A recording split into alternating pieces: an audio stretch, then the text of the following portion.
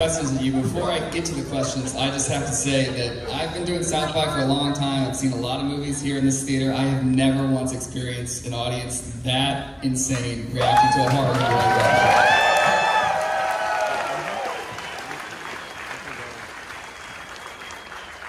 Now my first question for you, you found out you got to just pitch on this. Did you, how did you even begin to prepare? My reaction was one of excitement, I suppose, overall. I tend to try and approach work as excited as I can and then slowly become depressed. So at the start, I was pretty excited, and my first encounter with these lovely three gentlemen was with Sam Raimi, who saw my film The Hole in the Ground in 2019.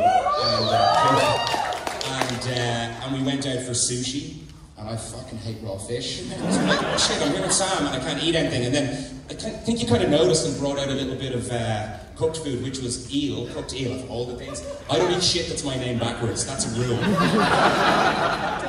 And neither of us talked, it was like a weird first date, neither of us talked about Evil Dead at all. Neither of us mentioned anything, but I'm kind of, I want to talk about Evil Dead, I'm here with Sam. And we were talking about every other project under the sun. And then eventually I asked about Evil Dead. Was this, am I answering the question? I can't remember, I'm just talking.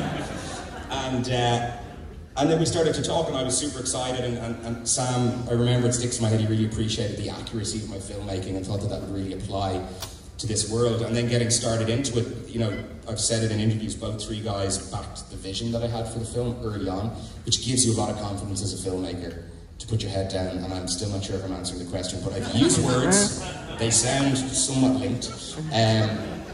Happy? There you go, there's my answer, happy. Yes, thank you. For the OG Evil Dead crew, when you were looking at people to bring it sorry, on... can you explain what OG is for old guys? Old guys. It's old guys. Old guys. OG, old guys. Okay, thanks a lot. Thanks. Okay. I mean, how did you vet him? What were you looking at? What were those initial meetings behind the scenes? Like, after he finished and you're like, ooh, let's talk about him. What were you thinking? There was no talking. Sam said, we're going to hire Lee. We went, okay, good. It was simple. Somewhere out here, Rommel went, oh, Lee's going to do Evil Dead. We went, okay, great. It's called intuition.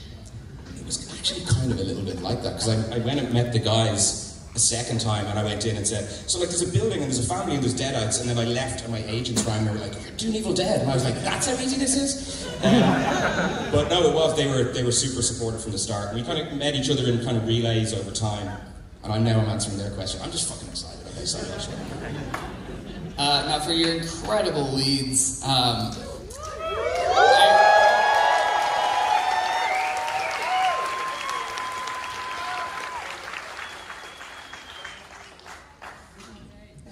were they properly prepared for how much intense physical activity was going to be in this production? Fuck no. Fuck no. I read the script. I knew what was coming. They were sitting around all day, just, you know, no, they worked their ass off. Yeah, we fucking worked our ass off. No, I mean, you know, I saw 20 pages of covered in blood, which ended up being a month covered in blood. The most sticky, icky, disgusting. 6-month-old in the end, because it was COVID, we ran out of blood in New Zealand because they couldn't import it. So that batch that you saw in the elevator that was 6 months old, they'd be like, Lil, this will do, yeah? By the end of the shoot. So I had like old stanky brew, not like a fine wine. It was... Yeah, you recycle that shit, it's expensive. You recycle that shit. I mean, I don't know, nothing can prepare me for it. I mean, you were prepared, I was not prepared. Okay. Yeah, but I come from the world of fashion where they do like even more fucked up shit to you, so this was like yeah, we have a union as actors. Yeah.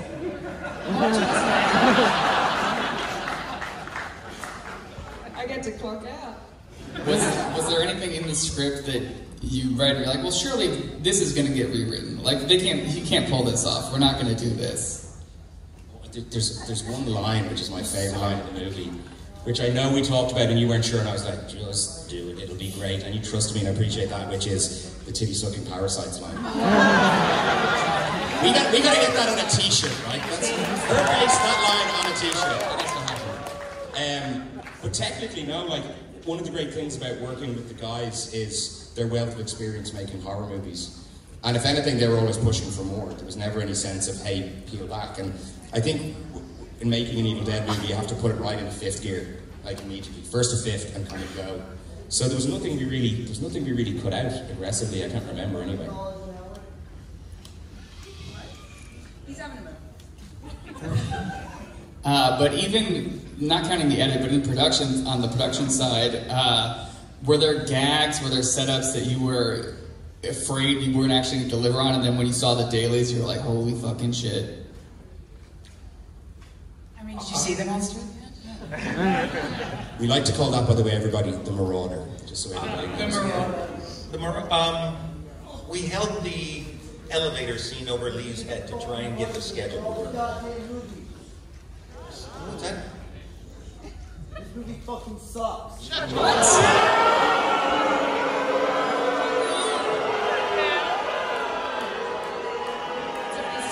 storming out. He's storming like a 7-year-old. He's gone. He's gone.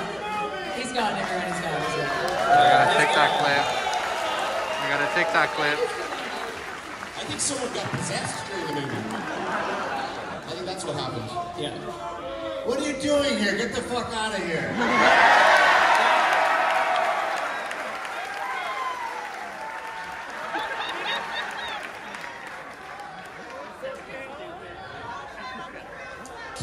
Keep Austin weird, mate. There was no alcohol involved in that, was there? I don't get it. He waited all the way through the credits. Yeah, can you straight?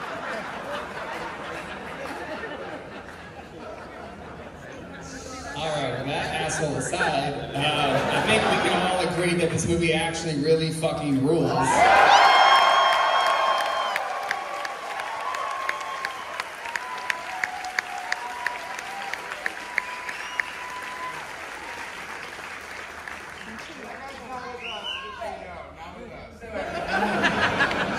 We're coming for you. Now, when it came to comparing the sheer level of gags in this movie, the thing that blows my mind is the camera work. There's like moments that are layered into moments, and then behind those moments, there's other things going on. The choreography is just astonishing. Can you talk a little bit about the craft of setups and what was the one that you were most looking forward to executing? Yeah, I think like the movie was very heavily planned and detailed and storyboard. Actually, my storyboard artist from Ireland is here, Stephen. Well done, good job with English. Did a great job. And also my sound designer, because I forgot earlier on, is the gentleman man Peter Albertson is down there, so he knows that. And if I forgot anyone that's here, I'm sorry if my head hurts.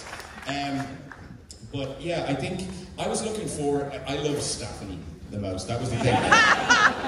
So my niece I have to give her credit, my niece Georgia gave me the idea for Stephanie.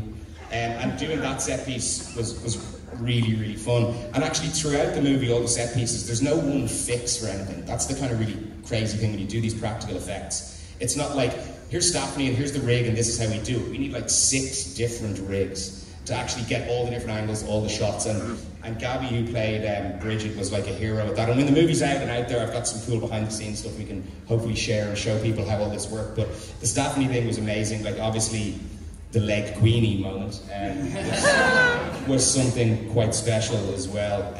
But I think they all brought different challenges. It was, like, as you watch that movie, you get to know the characters and then things go crazy. That's what our experience in making it was.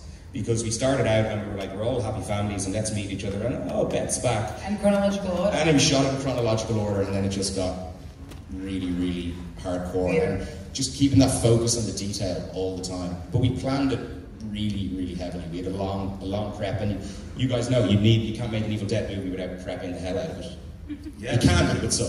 Then suddenly we had 9 weeks with 9 days to go of lockdown, where we got to rethink how we were going to do everything at the end, where everybody had to maintain ideally 2 meters in PPE, but we had full makeup and everything. Anyways, it turned into a whole other exercise in how do you shoot a movie when, in theory, no one can touch each other, and you have this marauder creature with all these different pieces. Anyways, it certainly COVID complicated the shooting. It did give us some time to figure some things out towards the end of the movie, but it was a bit unfortunate for all involved that we got shut down due to COVID. But, yeah, it's like COVID, like stay away from people, and I'm like, I've got a better idea. Climb inside your mom's body. Yeah.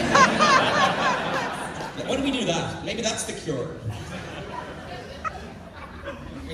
So, for the actors, did you have any sort of ritual at the end of the day to sort of decompress and reset from this, aside from spending 12 hours getting actually cleaned off? Beer with the grips.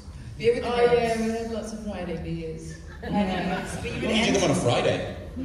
I don't like every night. Yeah, because we were in I had survival all the mode. shit that had to get taken off my face. You guys were having beers. And I was de-rigging in my porta-com. But we did a lot of listening to my dad read a porno in my porta-com. While I was getting my prosthetics done in the morning and then taken off at night time. A little ritual is always also laughing after every take, even when you're not actually finding it funny. Like with 9-year-old Nell, it'd be like, how do we not lose our minds and her nervous system get completely destroyed and she actually start crying and then we've got a problem. So it ended up being like, you would like almost like palate cleanse. You would like hysterically laugh even though you looked like a mad person. All the crew's like, what's going on? And you'd be like, hilarious, just to like almost like slice the nervous energy in half. Because your body doesn't know the difference between fight or flight, I learned. We'd always say the bathtub's full. Yeah, we tried to mess in between stuff as well, because it is pretty hardcore, and it's quite nice, I think, on a set for people to smile, even when it's tough. So we did try and, I don't say we goofed around, but we did try and keep it light, and I would do my best to take the piss out of the things you were having to do, to take the pressure off it, you know, because it is a lot of pressure. Yeah. Or at one point, Lee had a performance probe, which was a stick, but I think it sounds worse than it is. It really does sound worse. No, it's actually called the attitude adjuster. The attitude adjuster. I feel like it had 2 names. There was like a name on each side of the stick. But anyway, it was so funny, the idea of conducting suspense and conducting horror, which is something we haven't done. And it's musical. It's musical. Then you've got the Irishman who's like hitting his aluminium water bottle with a rhythmic beat, so you would know as the moment was happening in the camera, which was like, it's such a, horror is a collaboration. It is the ultimate collaboration in artistry. You can't have one without the other. And I also heard that there was a bit of a swear jar on set. Did anyone have a run-in with that? No fucking chance. Let's just say I owe Nell a lot of money that I have yet to pay her. I think you owe me a bottle of champagne. Is it $98? I heard I took the cake. I'm like probably like $4 grand, I'd say. Yeah, there was a share. There was a swear jar. We told her we'd never pay her. She's gonna have a big career anyway. She's gonna have a massive career. She's gonna be more wealthy than all of us. She was actually more professional. She was definitely more professional. And I think we're more or less out of time, but I want to ask one sort of final question, which is just, what do you think a new generation is going to take away from this? Like, because they will have never seen anything quite like this, and obviously they can go back and watch the originals, but like, are you starting to realize the legacy that you're a part of? Wow, that's an amazing question that I'm not even sure I can answer. Like, I'm very proud of getting to be additive to what the guys created in the past, but also to forge a new pathway. And I think one of the plans was, like, as I've said many times, I'm a fan and I want the fans to be happy. I want the fans to feel the DNA of an Evil Dead movie, but I also want there to be people that feel like I did when I was 9 years old. So 9-year-olds should go and watch this movie. I'm sure there's some parents who bring your 9-year-olds. You can do that here, right? Or you can bring your kids. Your parents traumatize you. Yeah, bring them along with a plushie and a blankie and they'll enjoy it. But yeah, I just think getting to add to that legacy and hopefully bring through a whole new generation that will allow for these type of stories to continue to be made. Because what's special about Evil Dead is its relentless, bloody entertainment, and it stands out from the crowd in those terms, and I love watching those movies.